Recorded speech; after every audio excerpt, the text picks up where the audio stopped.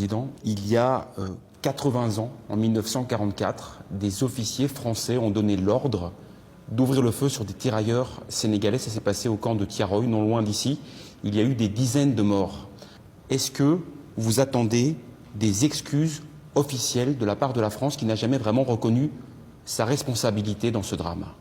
Naturellement, on n'en est pas encore à l'exercice d'excuses, mais je dois vous révéler que j'ai reçu aujourd'hui une lettre du président Macron dans laquelle il reconnaît que ce fut en effet un massacre.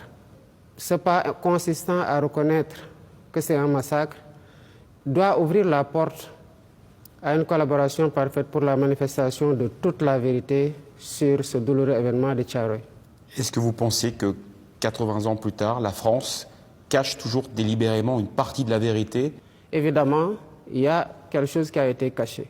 On a régulièrement cherché à mettre une chape de plomb sur cette histoire-là et nous pensons que pour cette fois, l'engagement de la France sera total, qu'elle sera franche et collaborative et qu'elle sera entière aussi dans cette collaboration-là. Pour nous, tant que la vérité ne sera pas totalement faite, les circonstances de ce massacre, sur le décompte effectif des victimes, ça restera une plaie béante dans notre conscience commune parce que c'est malheureusement une histoire que nous avons en partage avec la France, avec les massacreurs d'un côté et les massacrés d'un autre côté. Et est-ce qu'il y a dans votre démarche la volonté également de régler certains comptes avec la France? Je n'ai pas de compte à régler avec la France. Je crois que c'est nous qui aurions, Africains, depuis longtemps, commémoré cet événement. C'est un événement important dans l'histoire des peuples africains. Qu'est-ce qui s'est passé? Voilà des hommes qui étaient tranquillement ici. Il y a eu des guerres de l'autre côté. On est venu les prendre de gré ou de force. On les a amenés combattre dans des conditions extrêmement difficiles. Et la reconnaissance qui devait suivre n'a pas suivi depuis 80 ans.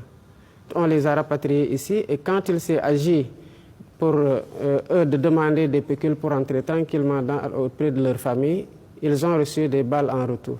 C'est ce qui s'est passé. Il n'y a pas de compte à régler. C'est aux Africains d'assumer leur part de leur histoire et de l'imposer à tout le monde. Vous appellerez pour des réparations pour les descendants de ces tirailleurs qui sont morts à Tiaroy? Ces tirailleurs demandaient ce qui leur revenait de droit, à savoir leur pécule après la guerre.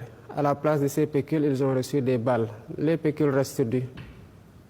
Il y a toujours aujourd'hui au Sénégal une présence militaire française, environ 350 soldats, des hommes et des femmes, basés sur plusieurs camps, ici même à Dakar. Est-ce que vous êtes favorable à cette présence militaire française dans votre pays?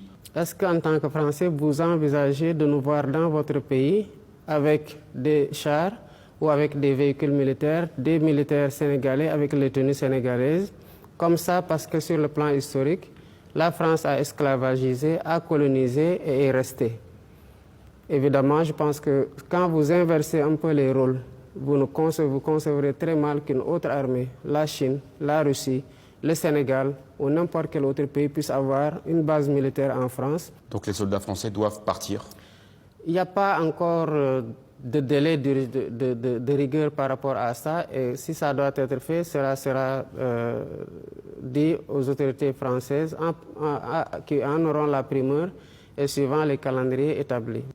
De manière générale, quel est l'état de la relation entre la France et le Sénégal aujourd'hui? Vous avez parlé plusieurs fois d'une nouvelle impulsion qui était nécessaire, mais on a l'impression qu'il y a surtout beaucoup de méfiance.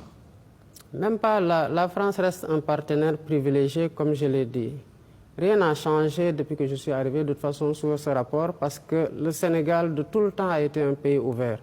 Nous sommes devenus aussi plus offensifs dans la conquête d'autres partenariats et dans la diversification de ces partenariats. Nous nous ouvrons à l'Asie, nous nous ouvrons au Moyen-Orient, nous nous ouvrons aux pays du Sud et nous nous ouvrons davantage aux pays occidentaux avec lesquels, de façon générale, nous avons des relations privilégiées.